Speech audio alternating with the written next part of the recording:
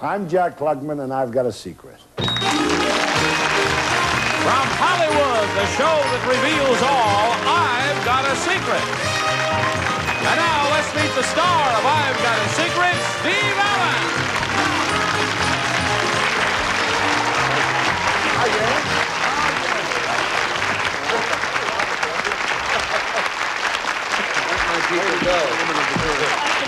Good evening and welcome to I've Got a Secret. Tonight's panelists are quite a bunch. Our own odd couple, they're on the end. First of all, the delightful, gracious, sometimes raucous Miss Pat Carroll. Oh, no. And that champion of panelists, a man of tartan ready wit, Mr. Henry Morgan. Yes, sir. Wow. And a special guest is always one of our favorite stars, lovely June Lockhart. Also raucous in body. It's nice that they're back together again. Certainly. And the never gamey gamester, Mr. Richard Dawson. Thank you. You have a bad cough, I noticed. Yes. You're right, the cough is still troubling me with the wheezing. Terrible wheeze in my... Oh, no, don't applaud. That's terrible. They're applauding for sickness. That's not nice. Now let's find a contestant or two behind the Great Wall. Here they are.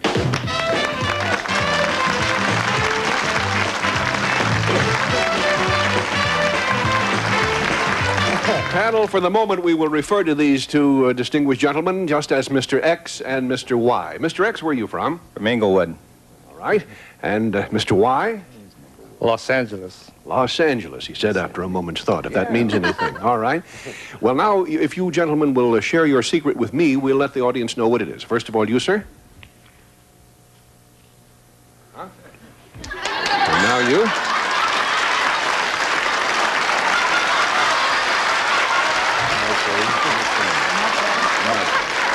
Okay, panel. Their secret very obviously involves ping pong, and we'll start the questioning with Richard Dawson. Oh, Mr. X and Mr. Y. Is the secret you're not talking to each other? Not really. You do play ping pong. I have played ping pong. Are you going to play ping pong tonight? No. Aha!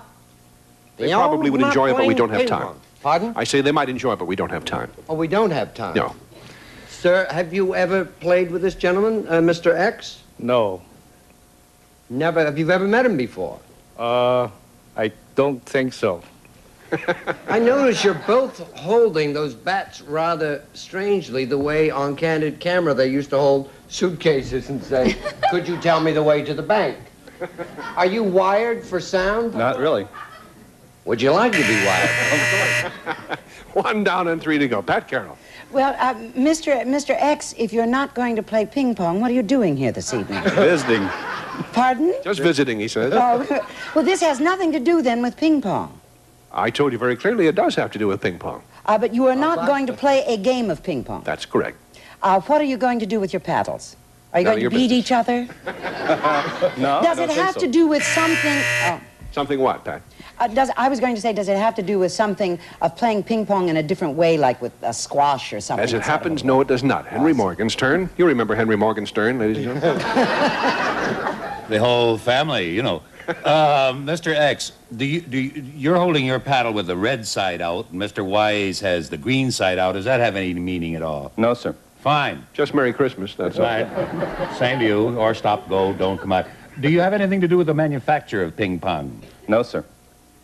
Mr. Y, do you play any sport at all? Yes, sir. Are you going to have anything to do with that sport here this evening? No, sir. Right. Now what? Is the hour. Now, goodbye. And it's June Lockhart's turn. Are either one of you gentlemen record holders in any way? No, sir. All right. Mr. Y, were you born in this country? No. Were you born in the Orient? What is that? Were you born in the Far East? Yeah, that's right. I see. Do you have anything to It's do... not the Orient to him. It's home sweet home. Do you have anything to do with the recent tour of our ping pong players to China? No. Oh, No. too bad. Very good questions, though. Well, this was a very sneaky secret. Their secret is that this gentleman's name is Mr. Ping, and this is really Mr. Pong.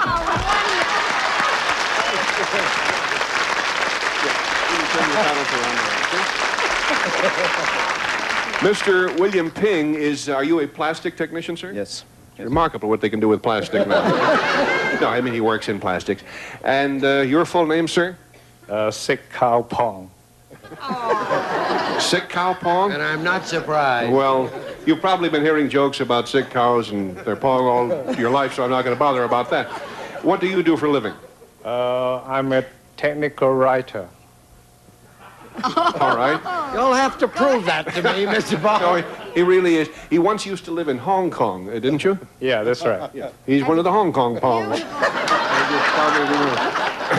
And Mr. Ping, what is the origin of your name? It's from the European continent. It's Greek. Greek Ping. Yes. Gee, you could have heard a ping drop. I'm glad you said that, June, not me. What does Ping mean in Greek? I really don't know that.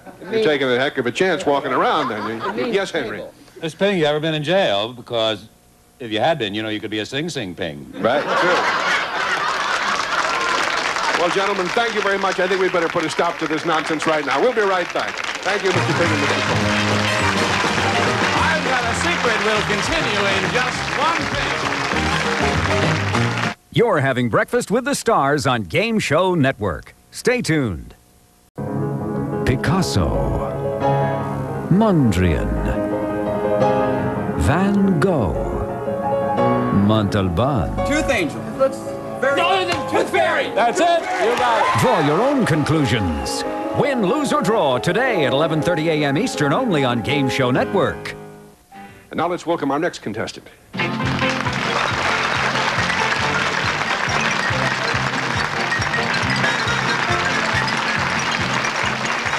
Would you tell the panel your name, please? I'm Cindy Luthey from Iowa City, Iowa. Your last name is? Luthey. Luthey. Well, that's swell. And Miss Luthey? Isn't he sweet? I'm sorry. Anyway, take a good look at Miss Luthey, panel, because her secret involves this lovely dress she's wearing. It really does. So if you'll whisper your secret to me, Miss Luthey, we'll let the audience know what it is.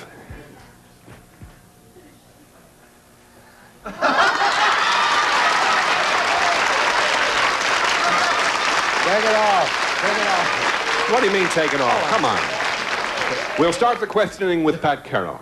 Miss Luthey, does your dress involve any kind of material that, say, disappears? Oh, no. Is it paper? No. Did you make it yourself? Yes. Is it made out of an unusual material? Oh, yes. It's unusual to make a dress out of it. It's not an unusual material or object. Well, would it be a food? No, no. A mineral? No. Some old animal around the house? No. Is it... It's a buzzer. Thank you, Pat. Henry Morgan. Well, Miss Lucy, oh, beg your pardon. It's Luthey. It is Luthey. Luthey, L-U-T-H-E-Y. Oh, I thought you were just being rotten. Now, you see? You see, Henry? Well, Miss Luthey. Yes, Henry? Wasn't speaking to you. Miss Luthey, we want to find out where you got the material. Is it usually found in some other context? Yeah. Is it used ever as a wrapper? No. Does it come with something that you buy when you're not buying that? No. Is it... Did that make sense? Sure. Yeah, I bought it. Is it usually used for some purpose that I could get pretty easily if I were awake tonight? Oh, yeah. Such as, say, curtains. Yeah, something in that general area, yeah. It's nothing weird, in other words. Is Something it made of a particular fabric, like string? In a way. Did you weave it together? No. No, she probably starts with the basic cloth I see. thing already made. When it comes, is it long and thin? No. Rather than sort of the way yardage is wide? No, it's not. Does that little yellow daisy in the front have anything to do with it? No. I didn't know if when you remove that, the whole thing falls off. Do you model this around the country? No. Does it have anything to do with the fact that you're from Iowa? No. No? Corn stalks or something? Richard Dawson, it's up to you to save the day. Were you the young lady they mention in the song, Put Your Shoes On, Luthey? I don't think so, no. Oh, all right. My darling, is that a wire? Is it made of wire? No. Could I stick your feet in a socket and prove my point? Now, the material, is this the only dress in the world like that? Yes, I think so. Is it vegetable? Yes. It's in that category, yes, scientifically speaking. Well, here again, this was a rather awkward little secret panel. The dress happens to be made, which I'll find here in just a moment, of dish rag material. Same as my shirt. My shirt's made of dish rag. I wrote it down. I said dishwashing I cloth. just left a dress at home in the sink tonight like that. How did you happen to get started with that idea? Well, I had been in a dime store, and I saw a little package of dish rags, and I thought they were nice just for the feel of them, and I just took them and sewed them up and came up with a little top, and we've done several pieces since then. Now you're in the business, are you? Yeah, we're in the garment business, and we have our own company, Grace Bible and Banana Company. What's the name of it again? Grace Bible and Banana Company. Bible and banana? Yeah. Okay. Yes, Henry? Well, in simple terms, isn't that cotton? Yeah. This is Oh, cotton. That's why we said yes to the vegetable category. Yeah. I wonder, as you are from Iowa and you're a stranger here, after the show, I'd like, to invite you home. You maybe take your dress off, we do the dishes. Nothing, daughter. You wash, shield, dry. I understand you brought along some of your other models to show us. Yes, I have some other pieces that we've done. It's Anitra Ford, and she's wearing the original shirt that we first did. Oh. This was about a year ago. Made out of dish rags.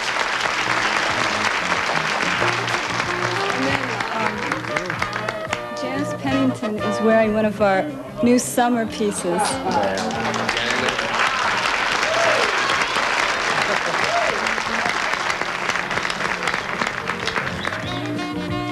Very clever. What might that cost? I think a lot of ladies would be wondering that now. I think the whole thing would be around $20. Most of these things are under $25.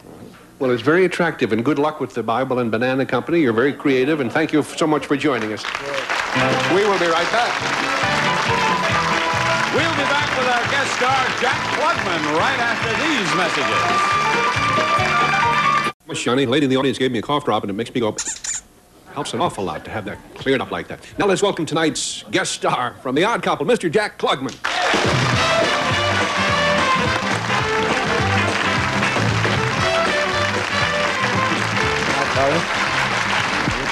We're happy to have you with us, Jack. I understand that your secret this evening is that my pen just fell down. There it goes again. To heck with it. That's a very relaxed show, right? Anyway, it concerns a special interest of Jack's, right? Yes, I have here a gift for each of the panelists because I want them to share my interest. It's a very nice idea. Well, if you'll whisper to me what's in the envelopes, Jack, I'll drop my pen again. To drop your pen while you're doing that, picking it up. Or let the audience know. Ah, I see. Very good idea.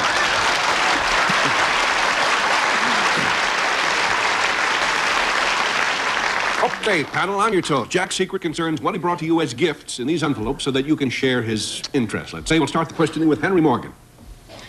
Jack, does this have anything to do with anything that you make? No. No. Does it have anything to do with anything that you paid money for? Yes. And how? And pay.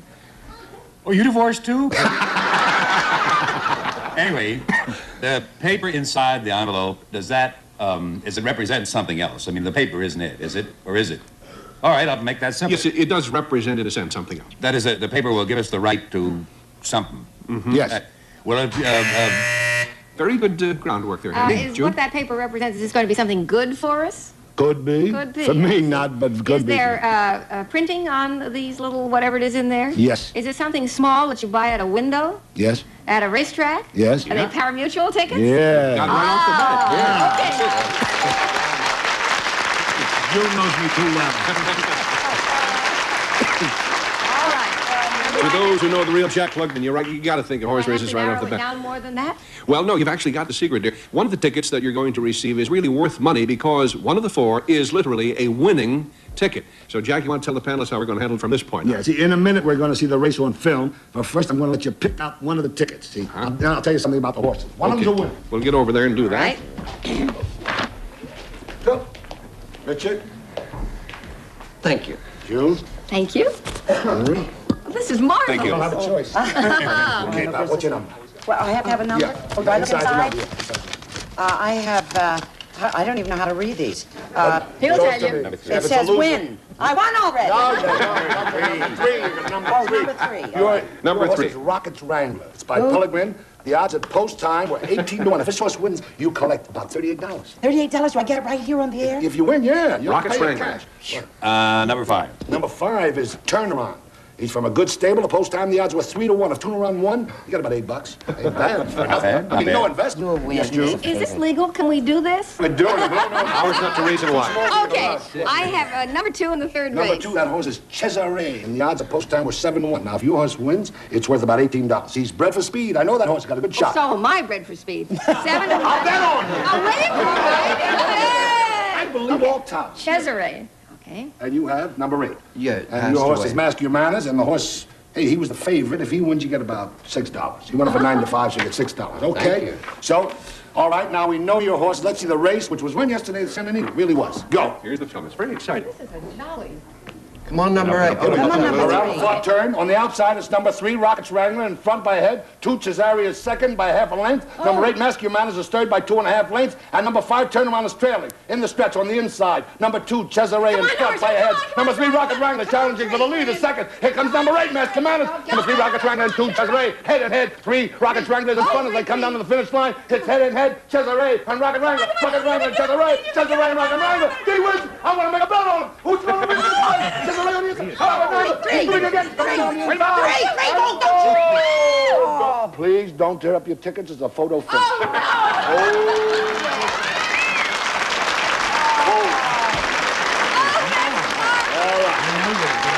Cost me a lot of money to learn how to do that. Now, That's why I who's got don't number know. 3, Rocket's Wrangler? While we're waiting for the photo.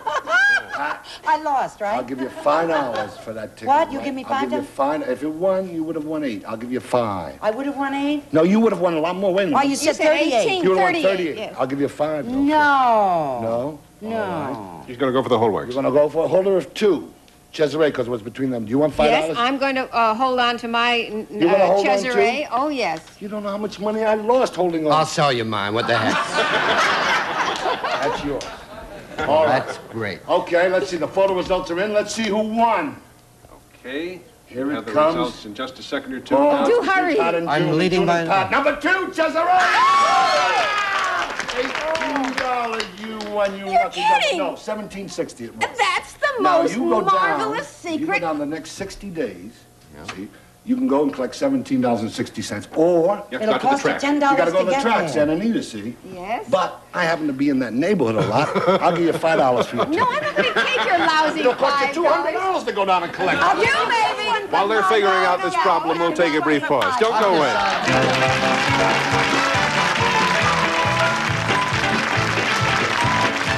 I've Got a Secret returns after these words. I'm Ranger Todd Newton. Now, there's nothing like enjoying the great outdoors, but we need to do our part to save the wilderness. Now, there are a lot of charities out there, but I'm here to help save the whammy. Now, you're probably asking yourself, Todd, what can I do to help save the whammy? It's simple. Watch Whammy, the all-new Press Your Luck. If you don't watch, Whammy disappears. So please keep watching.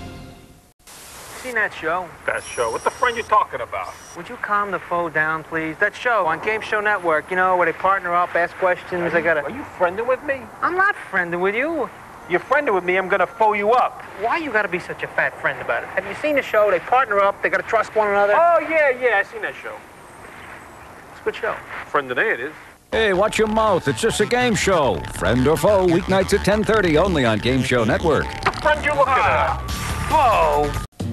Up next, have another helping of Breakfast with the Stars. After that, stay tuned for those hungry card sharks and then win, lose, or draw. Now let's meet our next contestant.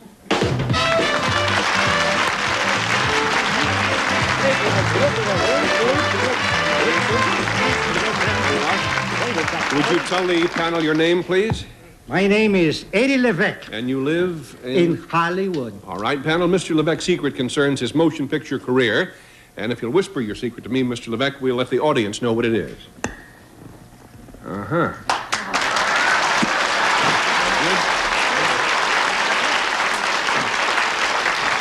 Panel, as I said, it concerns his motion picture career. We'll start the questioning with June Lockhart. Are you an actor, Mr. LeVeque? I hope I am. I don't know what they think about it. I see. Have you been active recently in motion picture films? Well, the last time I was over there with Walt Disney. I played an old man, you know. That's what they got me. I don't know why. You're a very young man. In terms of your secret hunting, yes. No, we'll say. Oh, I see. Did you create a part that you're very famous for? No, I didn't. Somebody else did, accidentally. You might get a kind of a qualified yes on that, however, see, Richard. all right. Sir, would we have seen you in the last 20 years on the screen? Well, let us say that, let us pull it back to the silent days, too. Silent day. As an actor, or would you do narration or animation? In this particular case, is acting. Acting. Very famous film? Well, they were very famous. Real, gosh, darn it. Like the crowded Mexican theaters, and comedy? people used to go, wow, wow, wow, you know, fall in the aisle. Thousands of hints, Pat. Thousands of hints. Pat, Carroll? Mr. LeVeque, since we've kind of narrowed it down to the silence, would you have been one of the Keystone Kops? Yeah. Why don't you put your outfit on there while we're talking, Mr. LeVeque? How's that again? Put the jacket on, too. He was one of the famous Macs in the Keystone Kops, as you assumed, and we have a photograph of him here, just a little clip from one of the great old pictures showing Mr. LeVeque and his buddies trying to prevent a train from hitting their squad car or getting their car off the track just in the nick of time, something of that sort. And you're seeing one of the old uniforms by... You were one of the original Keystoners, yes, weren't you, sir? 1915 to 1917 when I joined the war. Might be interesting to know, for our audience, to know what you fellows got paid per day in those days. I tell you that we got paid pretty darn good. $3 a day, and we could get room and board for $5 a week. And Solomon's dancing for a penny a dance. $3 a day. Imagine his agent getting 30 cents. It was an interest. Oh, yes, they hadn't invented the agent yet. Well, thank you very much, Mr. LeVeque. It's been a pleasure. Our regards to you and the remaining Keystone Kops, and we have just run out of time. So thank you very much, panel. And we'll see you all next week, folks. Thank you.